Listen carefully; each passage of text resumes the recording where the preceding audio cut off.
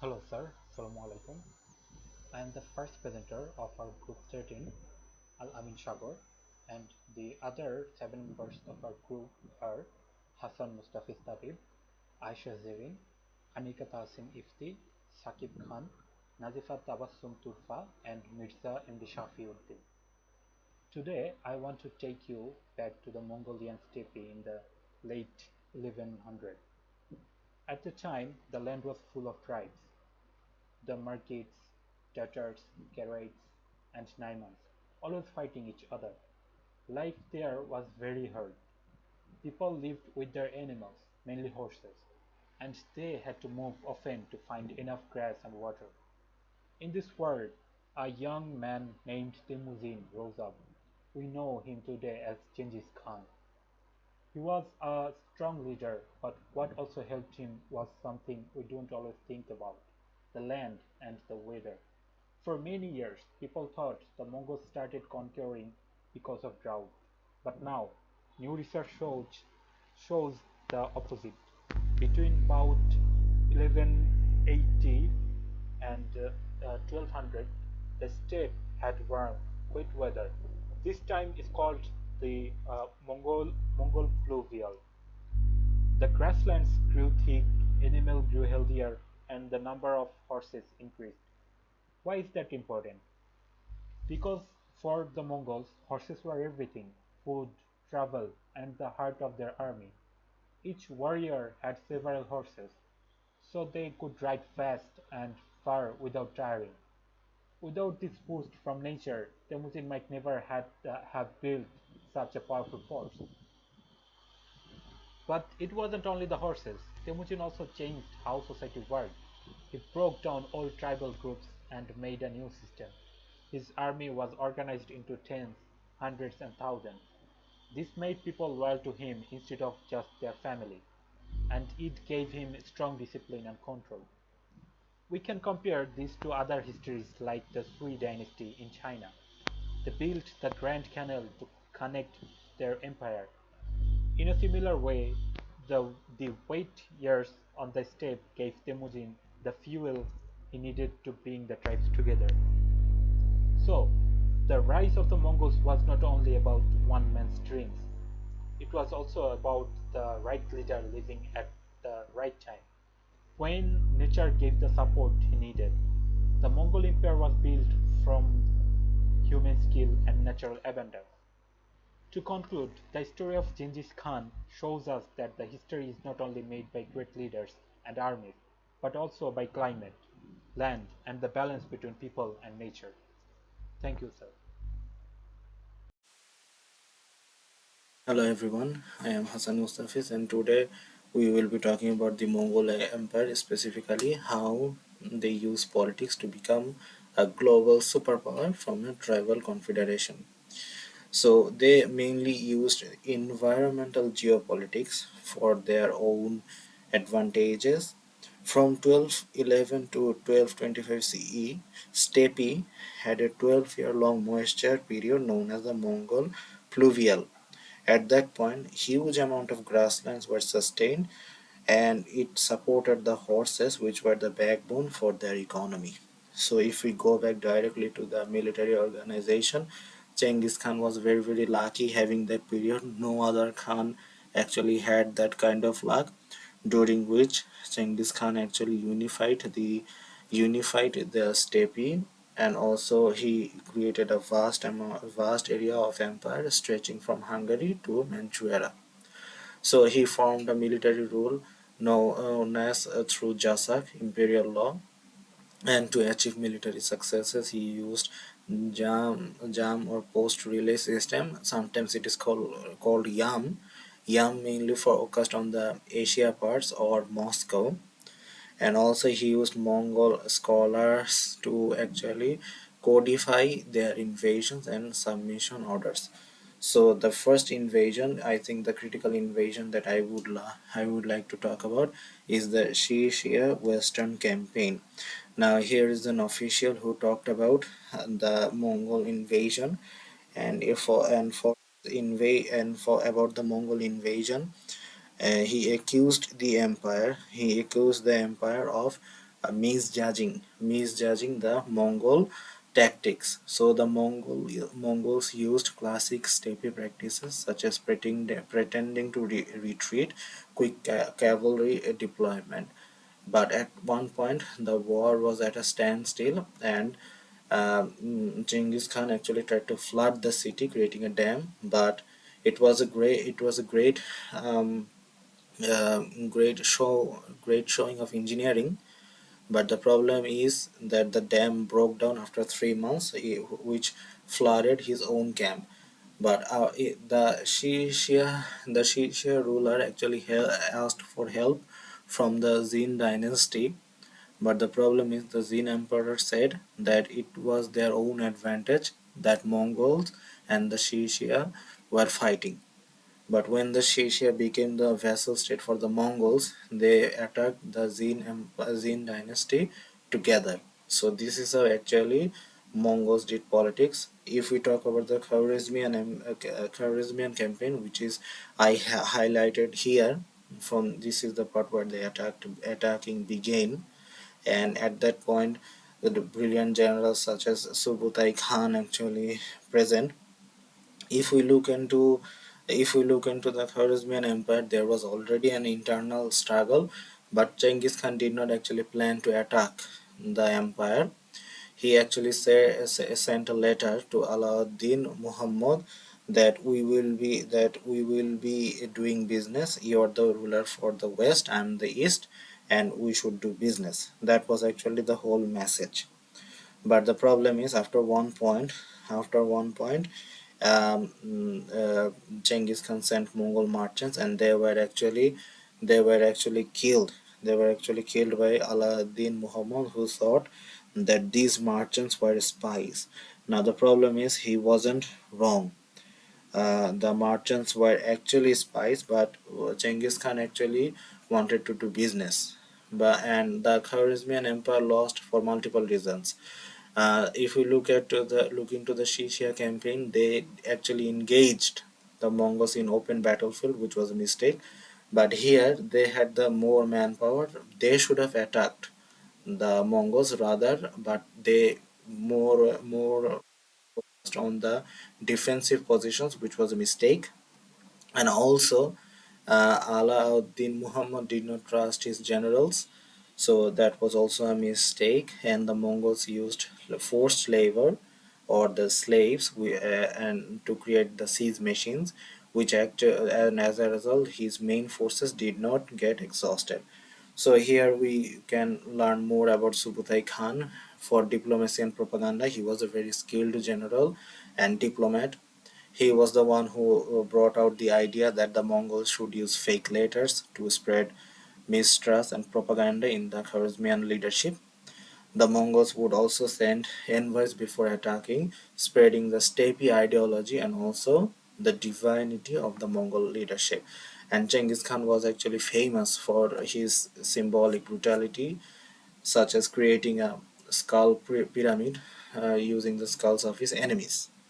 And so what I had is spies, and they came up with the idea that the spies should adopt the local cultures, which would help them to infiltrate more in the enemy line. So this is the Silk Road, or the trading route, revived by the Mongol Empire. If we look at the Mongol globalization, they had institutional integration, as we have discussed here, but also in the institutional integration they had a hybrid government. The Mongols used enemies or the highly skilled people, and also in some cases women, for ruling. And they were also religiously more tolerant than others. The main thing was that they should not create any social disorder. As long as the religious leaders were keeping the social laws and orders, they would enjoy tax exemption. And also, the Mongols were the first who created the microeconomics. To keep the merchants in the empire, they would pay them far more and more. And diplomacy as a warfare, as you can see, they spread their glory and their scholarly work from Vietnam to Florence. And as they created Eurasia, that was a higher geographical reach. And also I have mentioned about the YAM or the post relay system, which was actually the key point for the revived Silk Road, and Subutai actually ensured security for them. But not all the globalization processes were very fruitful, such as Hulagu Khan. In 1258 he was planning to attack Baghdad. So during that time he was trying to import grains in Western Asia, and it was in 1257. But the problem is that when he was importing grain, he did not actually check, and those grain imports had rodents, and it is believed that those rodents were infected with Yersinia pestis. Yersinia pestis is highly responsible for spreading plague. So if we talk about Baghdad and the surrounding areas, they were not very lucky. One, they were attacked by the Mongols, and also they had the Black Death or infection with plague.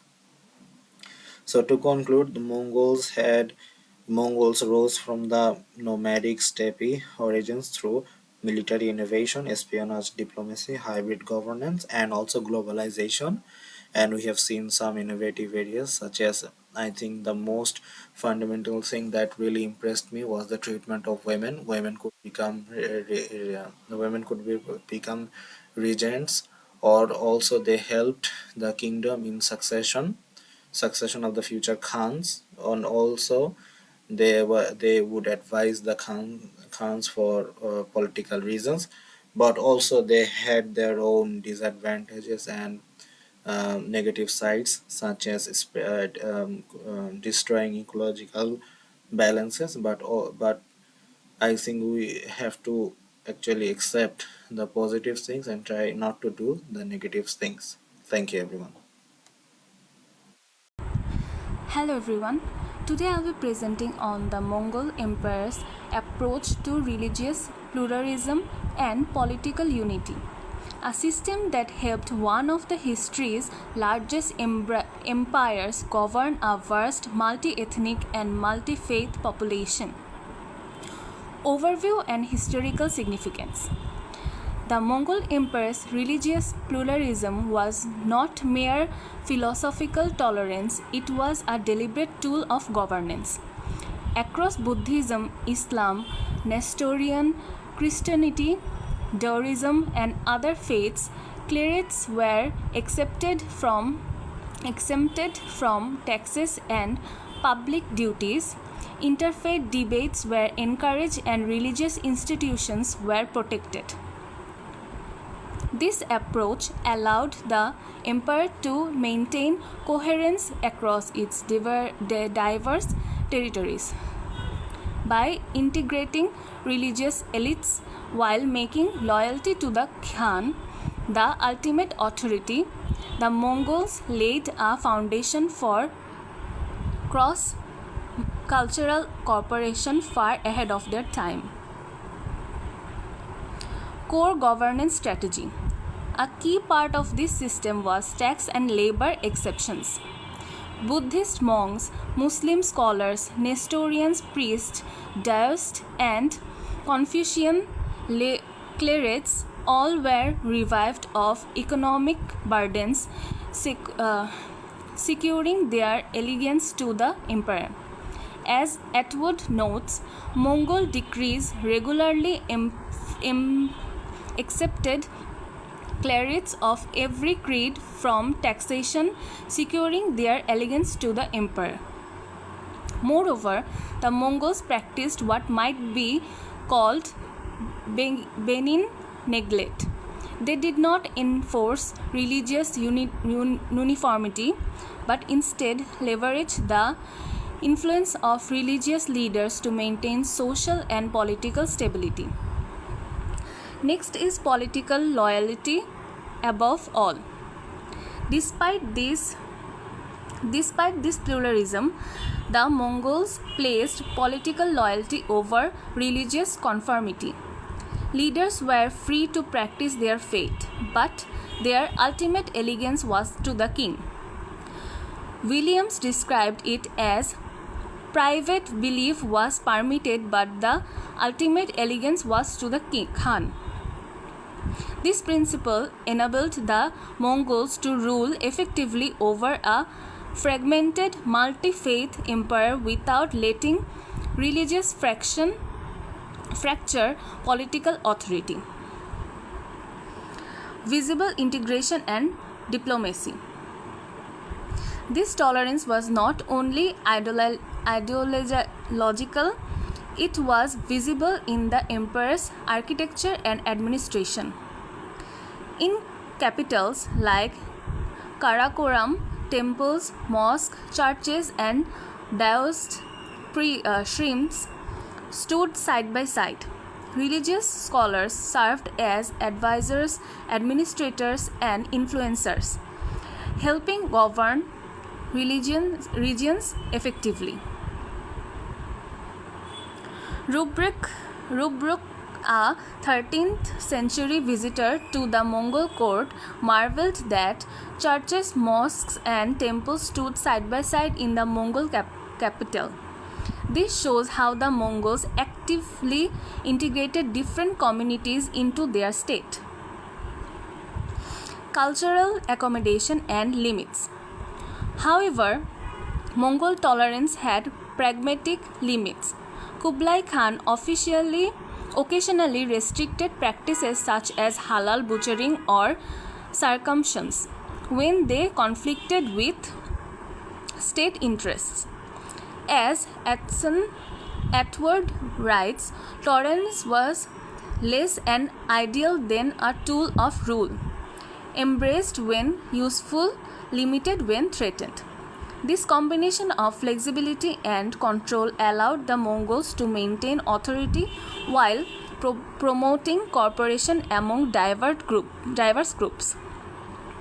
Last is legal legacy of Mongol religious policy.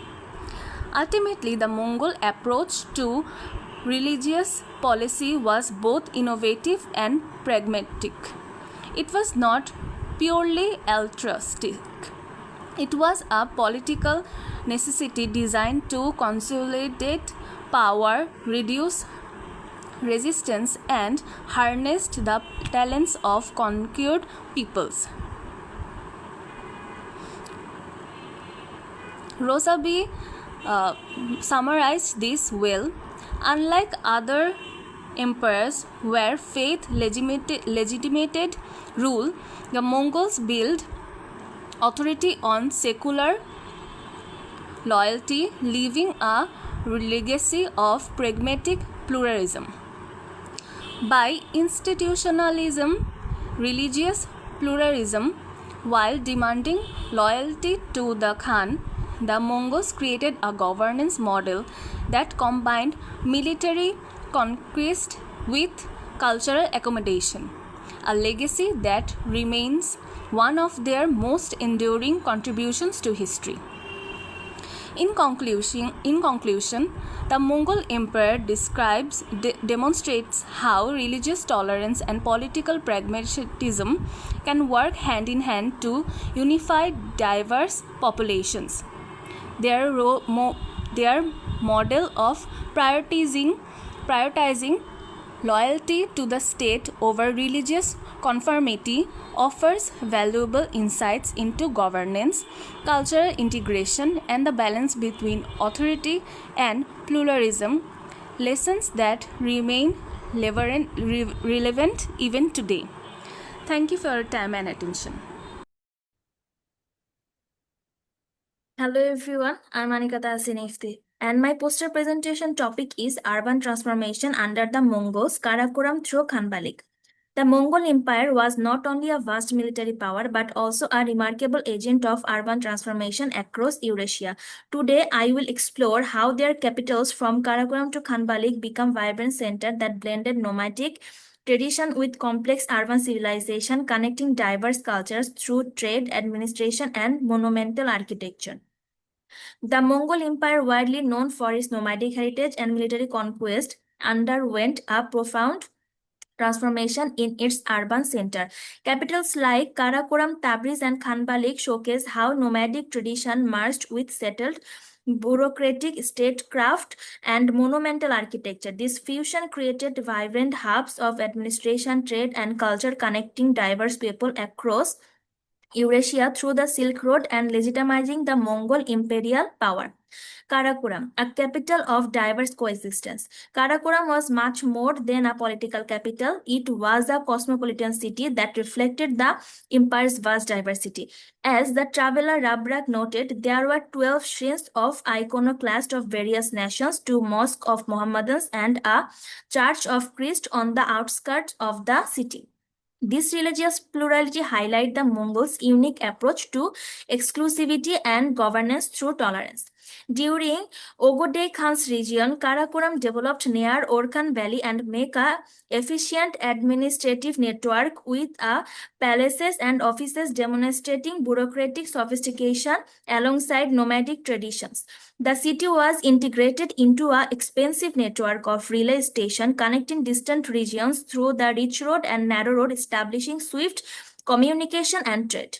Foreign artisans such as Guilam Boucher, a Persian goldsmith, worked in Karakoram's royal court, which illustrates how the Mongols embraced expertise and culture exchange from their diverse empire. The city was divided into quarters for different ethnic groups, created social order and amid variety.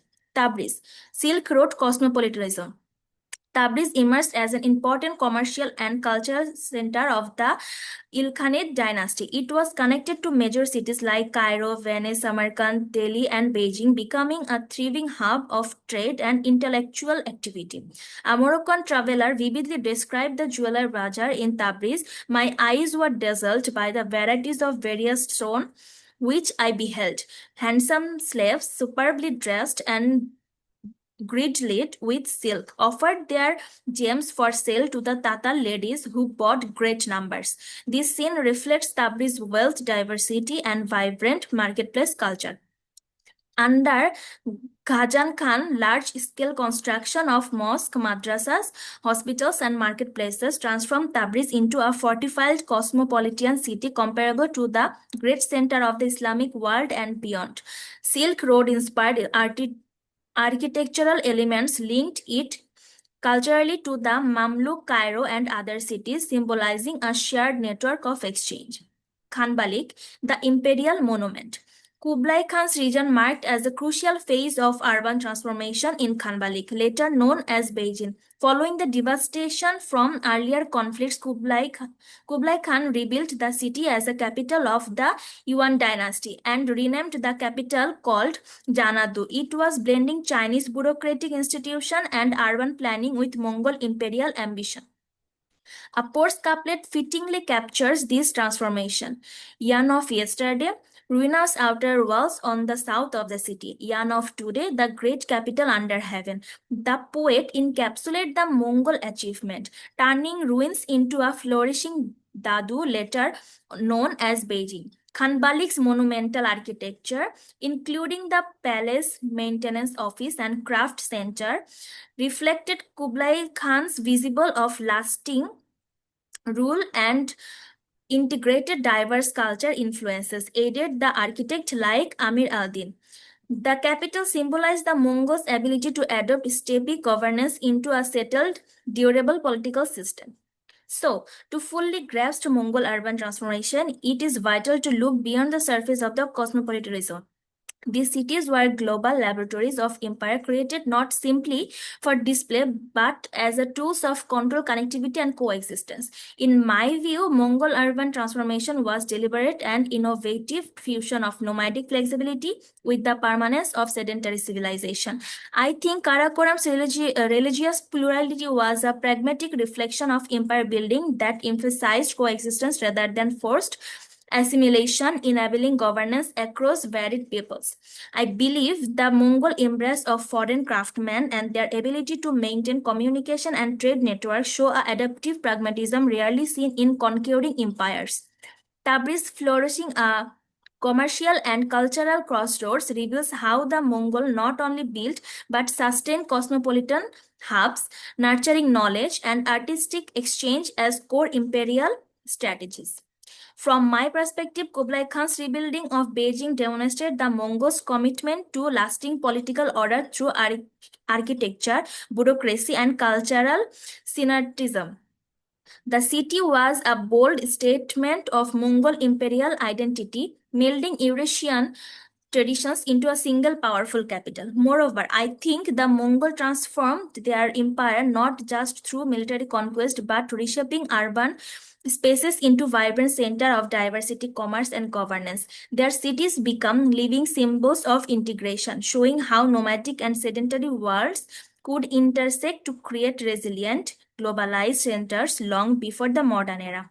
To conclude, the Mongol capitals from Karakoram through Tabriz to Kanbalik represents a remarkable journey of urban transformation. They were more than administrative centers, they were crossroads of culture, trade, and religion. This fusion of nomadic mobility with the settled sophistication shaped the course of Eurasian history, creating enduring legacies of the cosmopolitanism, innovation, and empire. That's all from my side. Thank you. Hello everyone, my name is Shakib Khan. Presentation is on Pax Mongolica, turning conquest into connectivity. If we look at the overview, the Silk Roads were one of the most important networks in world history. They connected China, Central Asia, and Middle East, carrying silk, spices, and precious stones. Alongside these goods also traveled religions, technologies, and arts. But before the 13th century, travel was unsafe because of bandits, wars, and unstable borders. This situation changed when the Mongols rose to power. By the mid-13th century, they had created the largest land empire ever known. Chroniclers even claimed that a woman carrying a gold plate could travel from one end of empire to the other without fear. While this was exaggerated, it shows how much safer travel became under Mongol rule. If we move to the establishment of Pax Mongolica, the empire began with violent conquest. Cities such as Nishapur, Baghdad were destroyed, and tens of thousands were killed. At first, the Mongols were feared only as ruthless invaders. But once they secured control, they shifted from disruption to governance. They understood that such a vast empire could not survive on raids alone. Trade became a stable source of wealth, and routes were regulated and protected. Nicola di Cosmo notes that the Mongols secured and incentivized wealth generation from caravan traffic. Bandits were punished, caravans were sometimes escorted, and merchants gained confidence. Some philosophers also explains the Mongols turned mobility into a strategic asset connecting diverse population and encouraging long-distance exchange. Now, if we look at the trade, security, and infrastructure, the key system was the YAM, a chain of postal relay stations placed every 25 to 30 miles. At this post, travelers could rest, change horses, and get food and shelter. Marco Polo, who journeyed across Mongol lands, wrote, "There were plenty of good inns along the roads, each with a guard of 40 horsemen. This is done with protect travelers so that merchants may go and come safely without fear. Security was strict, bandits were punished severely, and Mongol soldiers sometimes escorted caravans." Historian Maurice Rosaby observed that the Mongols promoted business by maintaining the security of traders, supporting the work of craftsmen and artisans, and paying careful attention to trade networks.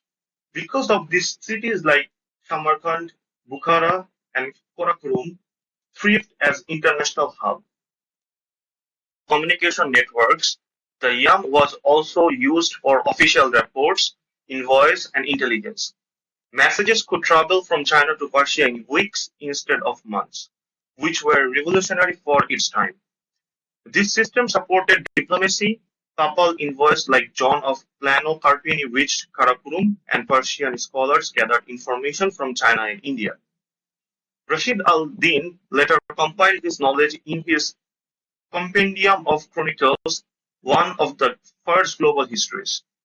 As Prajakati Kalra points out, the Pax Mongolica integrated commercial and communication networks into a single Eurasian framework where flows of goods were matched by flows of knowledge. This meant medicine, astronomy, and cartography spread across borders as easily as silk and porcelain. Next, if we examine economic and cultural impacts, the Pax Mongolica tied economics together more closely than ever before.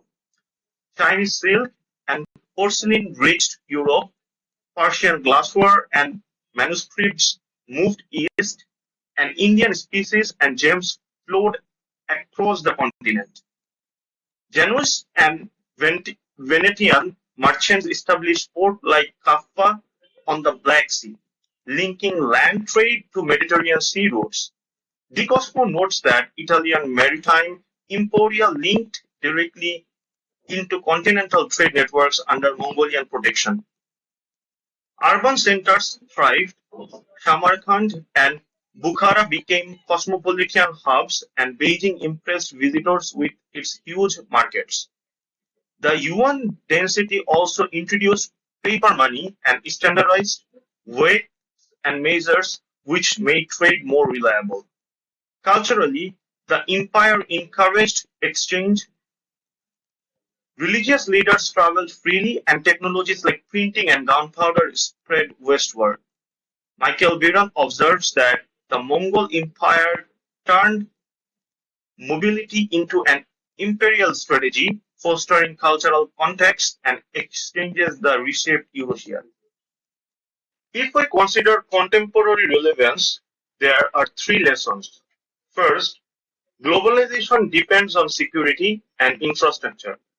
Just as the Mongols secured caravan routes, today's world relies on shipping lanes, airports, and digital networks. Second, empires can be double-sided. The Mongols destroyed cities, but they also created systems that encouraged growth. And finally, connectivity always carries risk. The same roads that carried prosperity also carried the Black Death. As Timothy explains, the Mongols Empire created the first instance of the global order by integrating regions that had long been isolated from one another.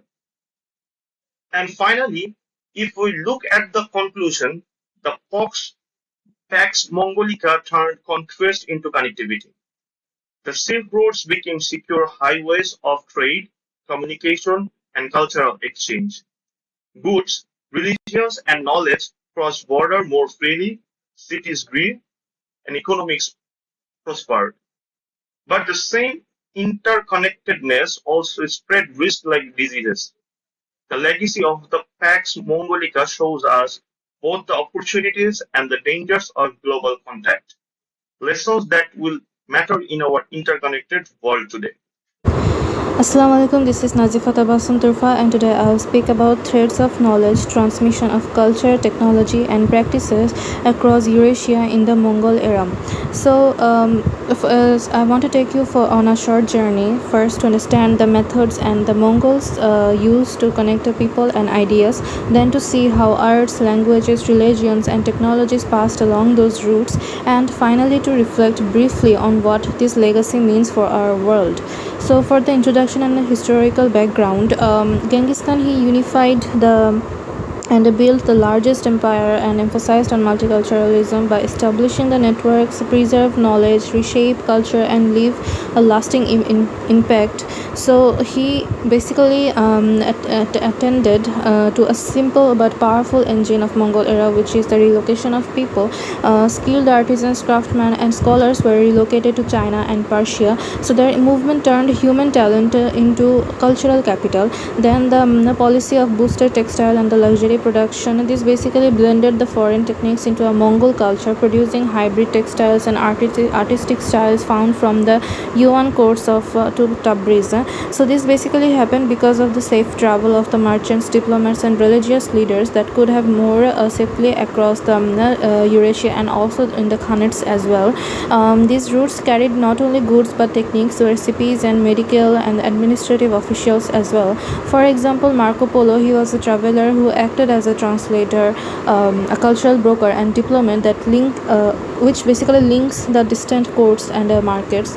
So through this point, I have tried to show you that the Mongols' relocation of people greatly promoted cultural exchange across their vast empire by moving the artisans, scholars, and merchants from one region to another, by spreading the ideas and technologies and traditions between the distant civilization. So for some, there are some cultural influences. For example, the first one is the arts and knowledge that influenced for the cultural exchange in the Mongol. So basically, the Mongols patronized the artists, the craftsmen, and scholars. They rebuilt the towns and supported their local cultures where they have destroyed once, and they rebuilt it again so that they could legitimize their Mongol rule in the newly conquered lands and supply the state with administrators and experts and strengthen the economy through crafts and trade. For example, in Baghdad, then they also emphasized on the knowledge gaining. For example, they built the institutions like Rashid al-Din's Rabi Rashidi in Tabriz, the medical bureau in Beijing as well. Then the second one is the language and multiculturalism, as they adopted multilingual policy. For example, the Persian and Arabic, which was used as the administration work, the scholarship, and religious work as well. For example, Kublai Khan introduced the square script in 1216, which basically emphasizes that they did not want the language to be a boundary among making a communication. So that's why they emphasizes on multilingual policy much more. For a common administrative work or fabric. Then the third one is the religion as a bridge for cultural diversity, which basically they practice broad tolerance and actively recruited people from different religions. So this helped in the knowledge sharing as well. The scholars and the Persian astronomer like Jamal al-Din, he moved across the empire and transferred the science and ideas. So this basically promoted the cohesion and strengthened the Mongol rule and encouraged the cultural exchange. So it helps a lot to manifest and use the different religion people. Rosabi, he said that Marco Polo said that Kublai Khan used to believe in all religions and pray to them all with respect. So it basically emphasizes that how much they respected the different religion people in their Mongol era. Then the social and the cultural norms, they adopted the different foods, clothing, and hairstyles and music across Eurasia. The foods like the arag, which was a fermented milk, and the pasta that Central Asia to Europe spreaded, and the starter dress that have showed here in the image. So this basically helped to connected the empire through political unity with the different and shared tastes and practices. Then the last one is technological exchange. Here the spread of gunpowder technology, that they innovated a different technology, and the medical techniques, astronomical knowledge, that the engineering practices moved from one end of the Eurasia to the other region. So through Pax Mongolica, so this basically helped in the administrators and armies, promoting exchange rates and the practical capacity of the state. So lastly, here is that Mongol also influenced in the modern world as well. The Mongols' cultural network stretched across the vast land and of Eurasia, laying the foundation for ideas and practices that still resonate today. The Mongol strategies not only unified a vast empire but also anticipated the modern systems of global collaboration, knowledge sharing, and cultural exchange through the astronomy, medicine, and science as well in a global scale. So for my analysis, I have used these two quotations. The first quotation is from the Commodity Exchange in the Mongol Empire book by Thomas Ellison. He basically emphasizes on that the Mongol Empire stands as a powerful historical example of how diversity, mobility, and intercultural engagement can be strategically harnessed to build a connected world. So these strategies weren't so basically they recruited different religion people, and also they emphasize on the different religion work, and also the artistic, and they arts to emphasize in the cultural exchange as well. So here I think that while military conquest enabled territorial expansion, it was the Mongols that deliberated the investment in the cultural exchange through relocating skilled individuals, tolerating the religious diversity, promoting multilingual governance, and patronizing art and science as well.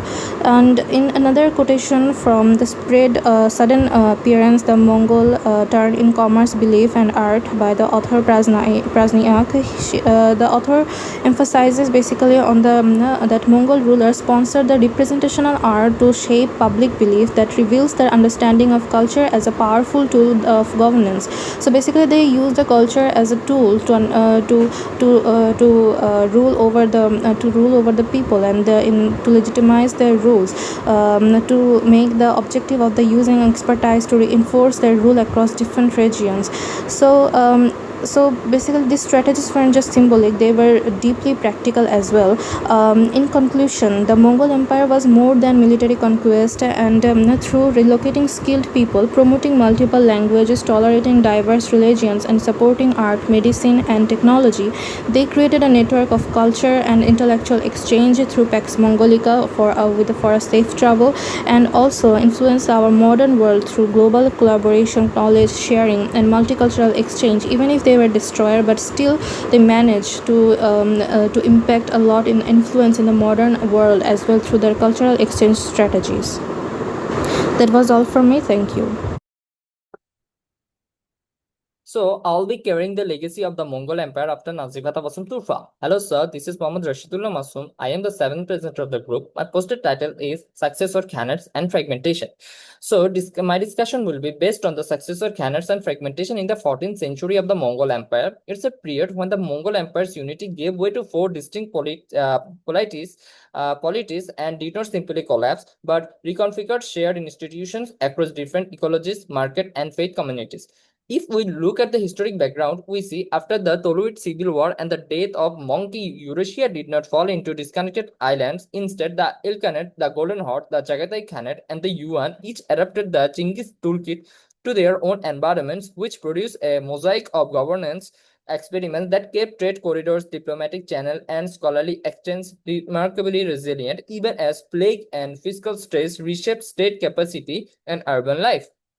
Let's start with the map. The Ilkhanate anchored in Iran, Iraq, and the Golden Horde across the Pontic Volga steppe to the Black Sea, the Chagatai realm in Central Asia, and the Yuan in China. Now, the Ilkhanate. The Ilkhanate shows how conquest become administration from Hulgus law, supply secure advance to capitals at Maraga and Tabriz. Ilkhanate courts fused Mongol collegial rule with Persian bureaucratic craft, reforming weights and measure, regularizing taxation, patronizing science like the Maraga Observatory, and pursuing wide diplomacy with Mamluks, Byzantines, and Latin powers to manage a multi-front geopolitical theater.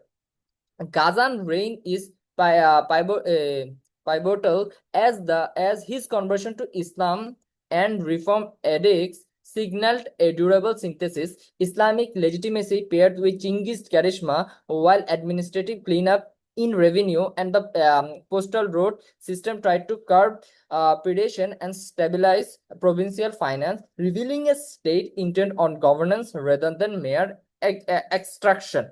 Now, to the Golden Horde, the Josephus. Here, steppe ecology made Black Sea capitalism, producing what archaeologists call civilization of the Golden Horde. Nomad cavalry and riverine pastures integrated with lower Volga cities and cinnamon ports, all under a council of Ulus Beks who co-ruled with the Khans and invested in multilateral diplomacy from the Baltic and Byzantium to Mamluk Egypt and Genoese and Venetian networks.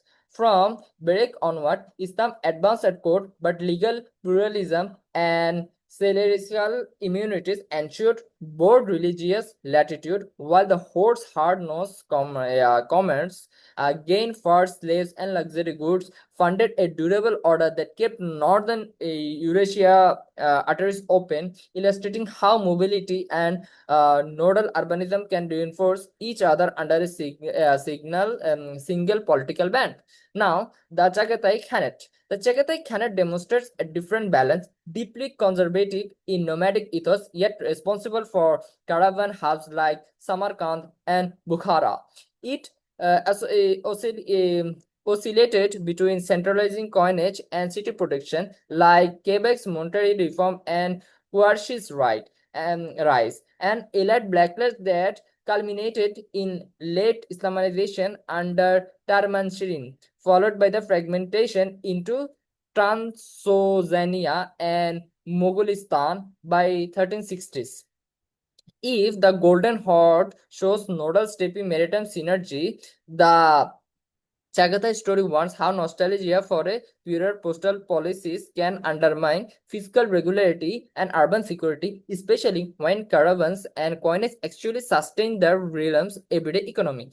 Now, the Yuan dynasty. The Yuan offers a different kind of experiment, monetary statecraft. The Mongol code and unified a vast market with paper money, initially pegged to silver, delivering decades of relatively stable prices and smooth exchange, but under the strain of warfare and civil conflict, convertibility loosened and insurance rose. The late period inflation surge, such an early case of how fiscal pressure, not merely technology, determines the fate of flat region. Seen together, the four canons preserved a shared courier road, celestial tax immunities, and a pragmatic willingness to hire foreign technicians and scholars, while diverging on three axes: monetary institution, which is fiat versus coin; religious legitimation, Islamic sultanic charisma versus cosmopolitan imperial ideologies; and ecological governance, mobile steppe courts versus agrarian bureaucratic centers. Then came the Black Death, which acted as a stress test along the Golden Horde's Black Sea branch of the Silk Road. Plague devastated nearly built steppe cities like Sarai and Mazar, triggering rapid flight back to mobility, fracturing urban tax chains, and pushing portable wealth and craftsmen toward the Balkans. Prove that the cities were brilliant but shallow-rooted solution to an exploding trade opportunity. Importantly, the plague did not uh, severe severe connectivity corridors endured, but power reweighted toward nimble frontier actors and smaller successor groupings. Just as Timurid coalitions rose in former Ilkhanate circuits, and the Ming capitalized on disconnect to supplant the Yuan in the east. The big takeaway of the poster is this: fragmentation in the 14th century is better understood as coordinated divergence. Political centers multiplied, but routines, and institutions persisted across the Khanates, keeping Eurasia's exchange surprisingly resilient under systemic shock. For contemporary relevance, three reasons stand out. First, multilateral diplomacy. Exemplified by the Golden Horde, can hedge risk and monetize geography when no single patron dominates, a useful lens for today's Black Sea, Caspian energy, and logistic corridors. Second, the Ilkhanate shows that large conqueror states can borrow local institutional craft, taxation, science, administration, legal harmonization without losing identity, a pattern crucial for governing diverse politics under stress. Third, the Yuan reminds us that monetary technology succeeds only with political cohesion, a credible standard can sustain trade for decades, but civil war turns money from lubricant into battleground and enduring caution for fiscal monetary coordination in crisis. To conclude, the four successor Khanates were not an epilogue to empire, but a set of laboratories, each extending the Mongol toolkit into distinct ecologies: steppe fort hybrid on the Volga and Black Sea, a persistent reforming sultanate in Iran, a conservative nomad realm in Central Asia, wrestling with cities, and a monetary super region in China, together proving that institution and networks can outlast imperial border even under plague and war. That's from my side. Thank you for listening.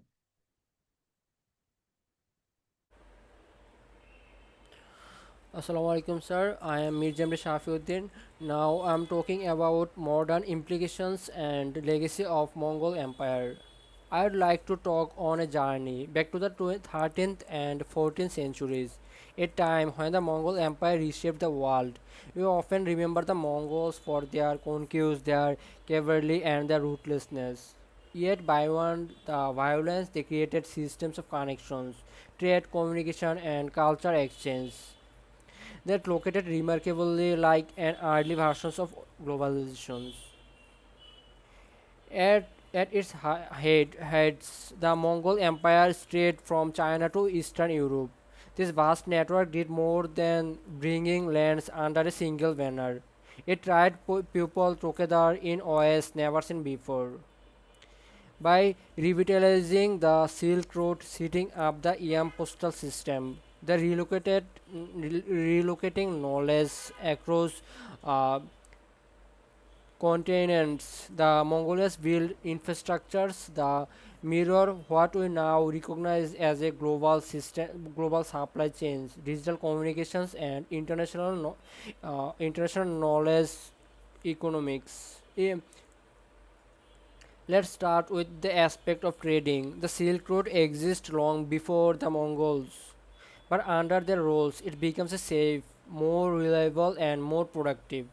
Merchants receive protections, travel passes known as paisa, and guarantees of safe passages. This era of stability is often called the Pax Mongolia. It reduced risks, boosted commerce, and allowed goods from silk and spice to ceramics and precious metals to flow freely. But it wasn't just material goods. Technological like gunpowder and paper making and even medical knowledge spread along those roads. Secondly, the Mongols built a communication system, the EM, that worked like a medieval internet.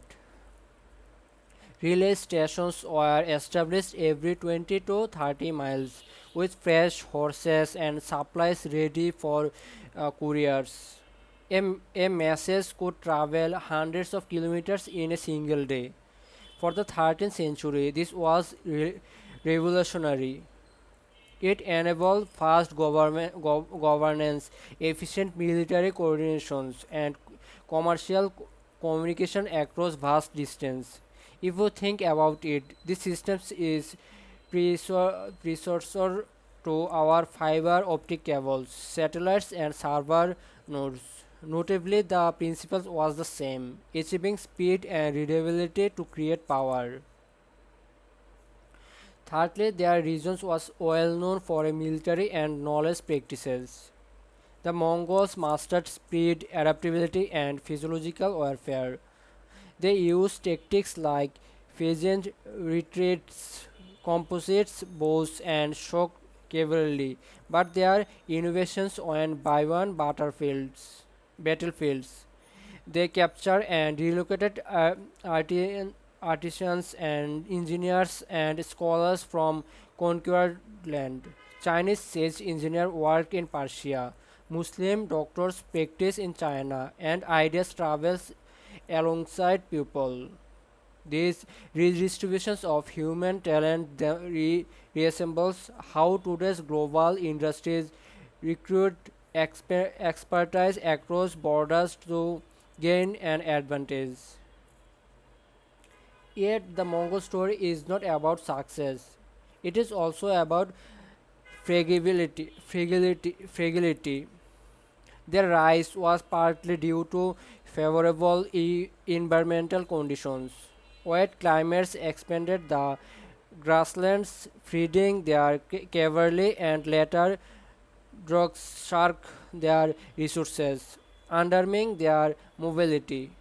Without forests for their horses, their military machines slowed. Political fragmentations also weakened them. After Genghis Khan's successors dispute leadership, the empire splintered off into uh, khanates. Local interest overshadowed imperial unity. This lesson is painfully relevant today. No matter how advanced our systems become, climate stress and political instability can unravel them. Lastly, and another fascinating aspect is their approach to religion. That despite interacting with Christian, Muslim, and Buddhists, the Mongols never enforced on state faith. Instead, they practiced tolerance and inclusively. This pluralism was pragmatic choice to maintain unity across diverse populations. In many ways, it resembles the multicultural fabric of modern cities like New York or Dubai, where diversity fuels innovations and stability. So, what does all this means for us today? The Mongol legacy teaches us that globalization is not new, it is cyclical. Their empire showed how infrastructure, legal protections, and communication system can apply significant role in trade and knowledge exchange. It also portrayed how fragile such systems are when faced with environmental change, political overstretched, or poor governance. Today, world also depends on stable supply chains, secure information flows, and ecological balance. But as Mongol trade filtered under drought, our global economy is threatened by climate, climate change, cyber attacks, and geopolitical conflict. The partial is striking. The parallel is striking. The strength of systems lies not in its size, but in its flexibility and resilience. In conclusion, the Mongol created more than an empire of conquest. They built the foundations of interconnected world we live in today. Their Silk Road resembles our shipping lanes. Their IAM is enclosed in our internet. Their redistributions of knowledge prefigures modern migrations of expertise. But their decline is also a warning. Without adaptability and stability, even the strongest network can collapse. So, as we navigate globalization in the 21st century, let us remember the Mongols not only as a warrior but as architects of the first truly global system, and as a remember of both potential and dangers interconnectedness. Thank you so much for listening.